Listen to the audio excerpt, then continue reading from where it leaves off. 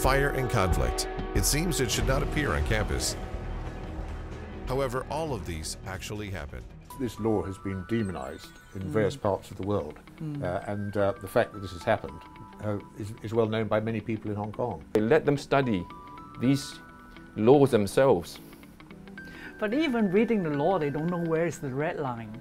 They are just trying to test the water. They're just trying to test the law. Why should we entertain people who want to test the limits of the law?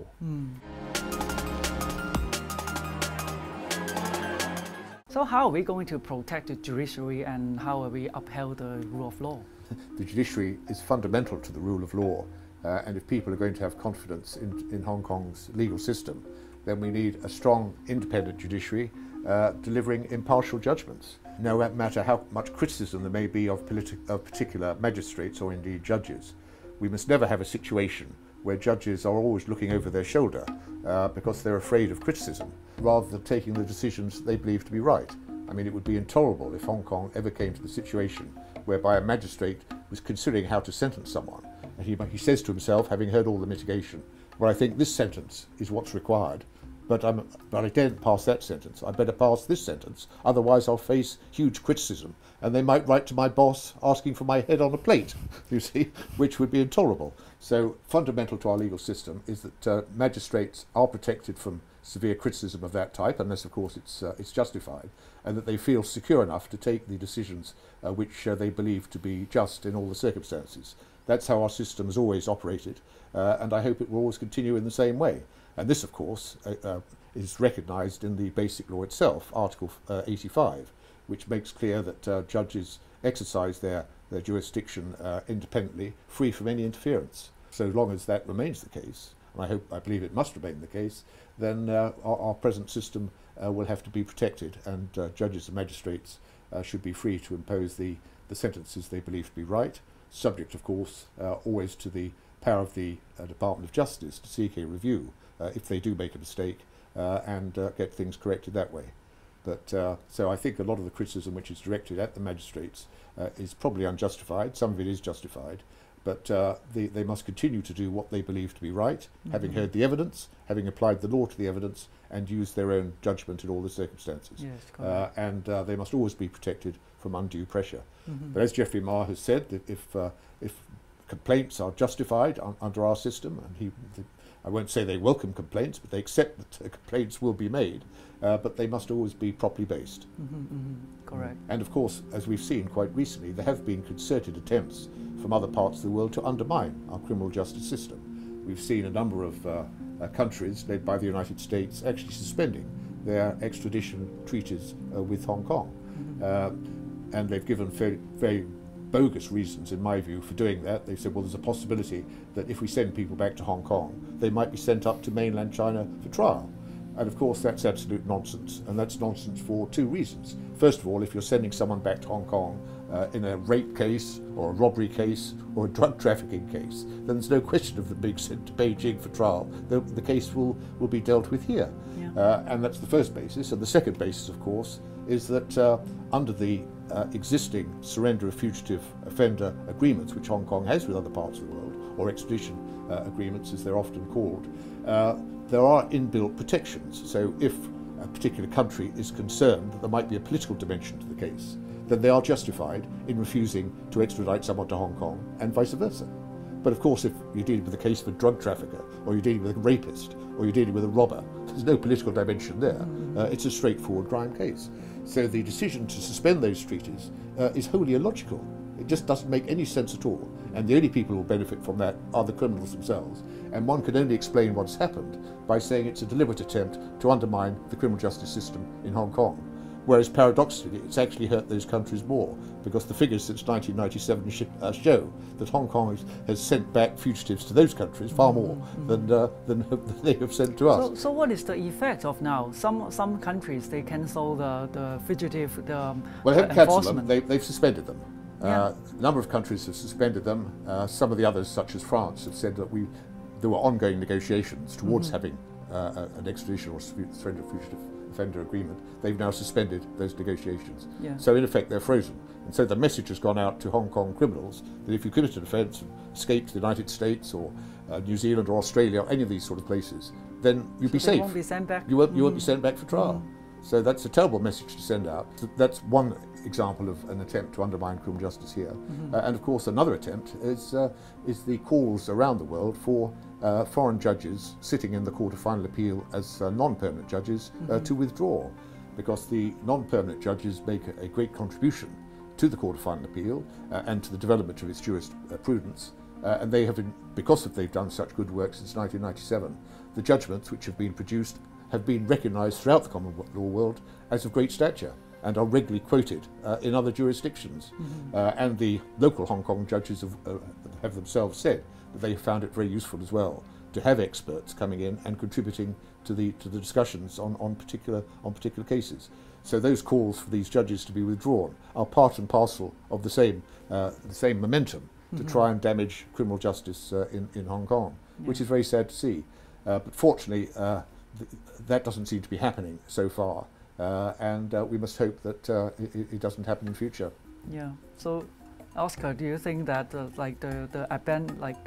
a suspension of those treaties not to be enacted in Hong Kong will undermine the criminal justice in Hong Kong? It will affect not just Hong Kong, the whole world, okay, will suffer, because the idea of international police cooperation, okay, has always recognized the need to disregard borders, okay. That's why we freely exchange intelligence, okay, with overseas police agencies, because that's how we don't fall behind too much, okay, behind the criminals, okay. And this is important for the overall good of the whole world, and for some countries to take the decisions to politicize, these important devices is very unfortunate for the whole world.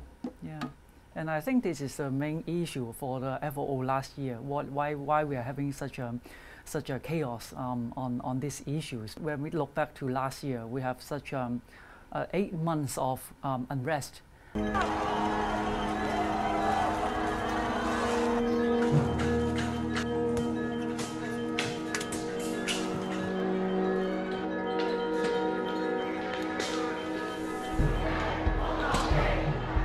Fire and conflict. It seems it should not appear on campus. However, all of these actually happen. Attack some random building, whatever, at least if there's some cause, like it's more logical. You can kind of see where they're coming from. People on fire, so it could happen. And social unrest, and also I think we have already arrested around 9,000 people. Yeah, over 10,000. Yeah, over 10,000 people, and only 2,000 of them are being charged. 2,200 something. Yeah. So why the number is so low? I would say it's low because if we are arrested for 10,000 people, and then just 1/5 of the people getting arrested or being charged. Well, first of all, you have to understand these are serious cases, and we all know how much effort these people put into hiding their identity. Okay, wearing masks, okay, changing clothes, okay, putting umbrellas out, okay, to hide their identities and their criminal acts. All these complicate the investigations, and it would take a lot of time and effort, okay, to actually sift through the evidence. The only responsible way to actually go about this is to be careful and painstaking, okay, in your selection of the evidence and how you present them, and all these have to be approved, okay, by the Department of Justice, okay, because ultimately they decide whether the cases ought to be prosecuted in court. So the police force have been working very hard, okay, in this kind of conditions to actually finish the investigations. So there is good reason why, okay. Up to now, we can only prosecute 2,000 odd people. It is worthy to note that of those people that we have put to court, over 80% of them have been dealt with by some form of judicial intervention, ranging from binding over order to custodial sentence. Over 80%. Over 80% of them. So the success rate is very, very high. at the end of the day, I think the society needs to know this. Irrespective of what your personal political ideals are, this is a society governed by law. The rule of law basically says that you cannot commit crime without paying the price.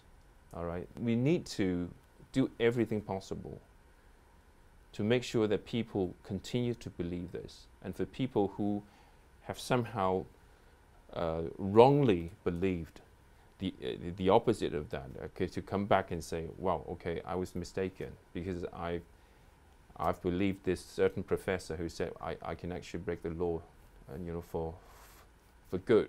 學生，所有支持香港嘅市民，支持民主嘅香港市民，我哋會一齊去開始一個新嘅時代。Violence may sometime be the solution. 而呢個案底令到佢哋人生變得更加精彩啊！ So that's what I think. There's a very bad message for the public. Yeah, I might even say that, okay, when someone says that, that's a direct assault on the idea of the rule of law. And somehow, somewhere, there should be a very strong message by someone to say, no, you're wrong. Okay, if you break the law, you'll be punished in court. Well, of course, these 2,000 cases that have been taken to court so far, many others are still being processed. And don't forget, this is all on top of the regular police work. So this is actually amazing how well they've done to get these cases on expeditiously. And of course, the Department of Justice does have a specialised team known as the Public Order Event Team, which a group of dedicated prosecutors who are familiar with public order cases. But they have to spend many, many hours looking at videos and going through endless statements in order to assess the evidence which the police have presented them with. And obviously that all takes a lot of time. But I think certainly in comparison with 2014, where you may remember there were quite serious criticisms of the prosecution authorities for taking so long to make decisions on cases, 3, 4 years, even 5 years sometimes. I get the impression that these cases are being dealt with far more efficiently this time, which is reassuring, because quite clearly the sooner these cases can be brought on for trial, then the better it is for everyone, including the suspects. So I think the police has already done what they can do with the cases, because after the arrest, they do an investigation and they send the whole file, all the information to the DOJ. But I think it's the DOJ's, the time constraint is on the DOJ, that they have to expedite the whole process on reviewing or giving out legal opinion, whether they proceed with the case. So maybe the deadlock is on them. Well, I'm sure the DOJ is already trying their hardest, okay, to cope with the workload. So, you know, if we are experience the pressure because of the difficulty in the investigation, I'm sure, okay, they also face the pressure of having to deal with, okay, all the evidence that we present to them. So I think, to be fair, okay, everyone is trying their hardest already to cope with this. But I'd like to pick up on Grenville's earlier comment about, you know, how well the police have been doing. Because we haven't forgotten about, you know, the average daily policing. And if you're careful to pay attention to what happens on a daily basis, we are still investigating the usual crimes that happens on a daily basis. And we solve those cases in many cases very quickly, okay. Robberies, okay, within a week, okay, we arrest, you know, the people responsible. Rape cases as well. So I think Hong Kong people need to know that they are very fortunate. My honest opinion is that they are very fortunate to have this kind of police force working hard for them, okay, despite the immense pressure put on our men and women, and the unfair accusation and attacks and the psychological torture of our members and our families, that we still, you know, stood by our sworn duty. I have many colleagues from overseas agencies, okay, who secretly, quietly told me that they knew if the same thing that happened in Hong Kong last year had happened in their jurisdictions, there is no way their force could have coped with that. And I think, ironically, okay, since the George Floyd incident in the US, okay, similar unrest have broken out in the rest of the world, and it's plain to see, okay, how these events turned out. Yeah, and in some cases, I don't think. And in some cases, okay, the entire police stations have been abandoned. Okay, nothing like that happened in Hong Kong. Yeah, I think the police has done a very good job over the last years and this year. After we have the national security law being enacted, and do you think it can settle the unrest for what we have left over from last year? 表決通過授權人大常委會制定港區國安法，涵蓋嚴重危害國安嘅行為同活動。立法之後直接喺香港頒布實施，中央可以喺香港設機構履行國安職責。 I think the objective, observation is that okay, the frequency, of incidents have reduced, and the intensity, okay, of any confrontation has also reduced.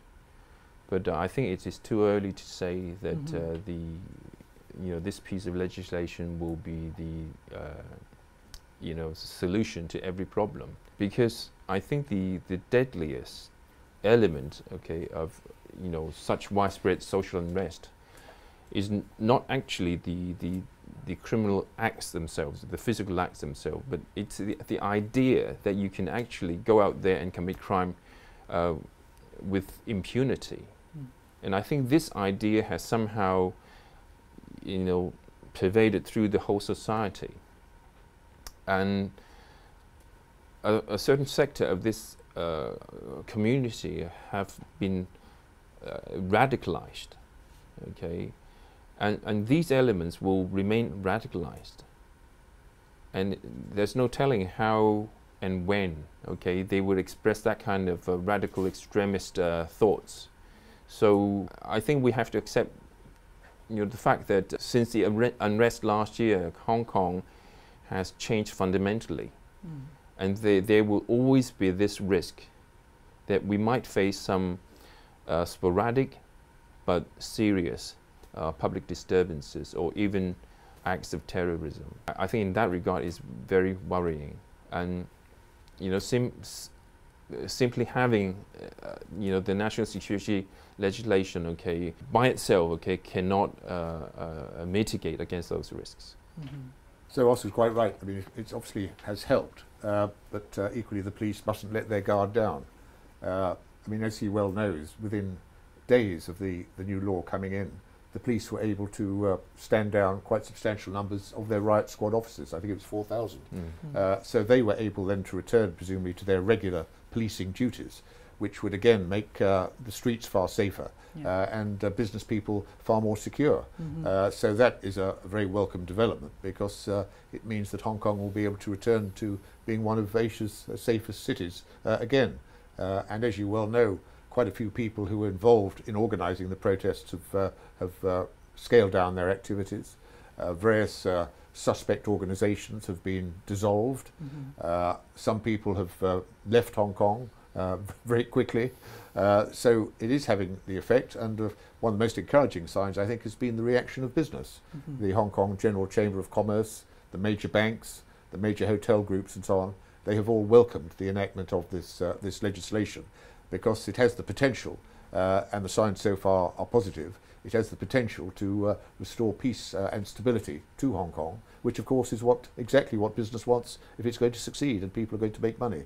So the signs so far, I would say, are positive. How are we going to educate the public, or maybe the judges or the police officers on this law? Because I think everyone knows that there is a NSL, but what's in there? How are we going to enact it? How are the police going to enforce it? I think people need some time to adapt it.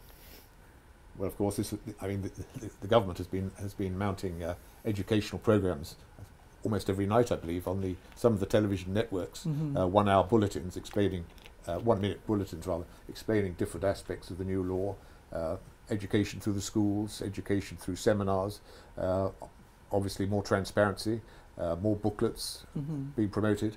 Obviously that's the only way it can be done. And also in the judicial schools. Well, yeah, for the teaching the judges. The judiciary would obviously need to know about the implications of the new law as well. Yeah. And of course they've already handled the first case, so it's going to be very interesting to see how the judiciary respond once the cases start going to trial. Yeah. I have a slightly different point to make here. Okay, I think we're so used to discussing about the effects of one piece of legislation or one offence, okay, how it's defined in law. You know, people often discuss, okay, will it catch me? Okay, will I inadvertently commit that crime? I think this is something very unusual, and it only happens in Hong Kong. In any of the other jurisdictions, okay, the average citizen would never engage in a serious discussion about, okay, how can I make sure that I don't commit a crime? Yeah. Because simply, you can just, well, don't commit a crime, okay? Don't even think about committing a crime, okay? Because the national security legislation is about really serious activities with really bad intentions for your country and your society. Normal human being won't think like that, you know, non-stop. So, you know, I think it's an overblown issue to say we need to educate every single citizen, because most people will not find this a relevant issue for them in their daily lives. People who need to study this are those who actually harbor very bad intentions for the country and our society. I would say, okay, let them study these laws themselves. But even reading the law, they don't know where is the red line. They are just trying to test the water. They're just trying to test the law. Why should we entertain people who want to test the limits of the law? In any society, okay, the majority of the citizens, okay, ought to be told, okay, you ought to stay here, okay, which is very far away from the threshold of criminal behavior. But it looks like we are now into this habit of telling everyone, okay, the threshold of criminal behavior is here on this line, okay, let's get really close to it without crossing it. And I think that's a pathology, okay, really unique to Hong Kong, and we need to stop that. Of course, this law has been demonised in various parts of the world, and the fact that this has happened is well known by many people in Hong Kong. So it's important, I think, certainly to an extent, that people know a bit about it, and to know why what is being said about it in foreign places has no real basis. So if people can understand it in a fairly basic sort of way, as they understand, for example, the law of robbery or the law of theft or whatever it may be, then I think that would probably be beneficial, rather than knowing nothing about it and just hearing what other people say about it. If they had an opportunity to have things explained to them in a fairly simple sort of way, I think that would be beneficial. So what we can do, based on what we have now, we have a good police force, we have a good judicial system. So how are we going to make Hong Kong more stable, and how are we going to see our future? Well, first of all, do not believe in the propaganda peddled by the Western media. I quote you an example, okay, back on the national security law, okay. The national security legislation is being labeled as a draconian, okay, NSL, a sweeping NSL, okay. And I would say, which country has national security legislation that is not draconian? What exactly do you mean by saying sweeping? We don't even have the complete set of behavior addressed by our present national security legislation. There are some other missing pieces. So if you have to say sweeping, okay, it's every other country's national security legislation that is sweeping is definitely not ours. So this is propaganda. And I think for intelligent Hong Kong people, they need to know this, okay? We are in the middle of this geopolitical contest between China and some Western countries led by the US. They are making use of every available excuse to label China as a threat. And many of these accusations are outright false, and also unfair. And we cannot allow ourselves to be brainwashed, okay, by such propaganda, and actually believe that we live in a dangerous place. Mm-hmm. So I think that would be a start to actually understand the truth. Well, of course, the national security law has inbuilt into it various human rights and trial guarantees. Mm-hmm. It makes clear in Article 4 that the International Covenant on Civil and Political Rights applies in the application of this particular law. The rights to a fair trial are guaranteed, the presumption of innocence, the rights to lawyers, they're all there. And if people understood this sort of thing, then I'm sure that their minds would be put at rest. But unfortunately, this has largely been overlooked, or it hasn't been fully explained. So quite clearly, this has to be made far clearer to people, I would have thought, going forward. So thank you, Mr. Kwok and Mr. Grenville Cross. And please subscribe to us. And also, if you have any questions, please leave us a message.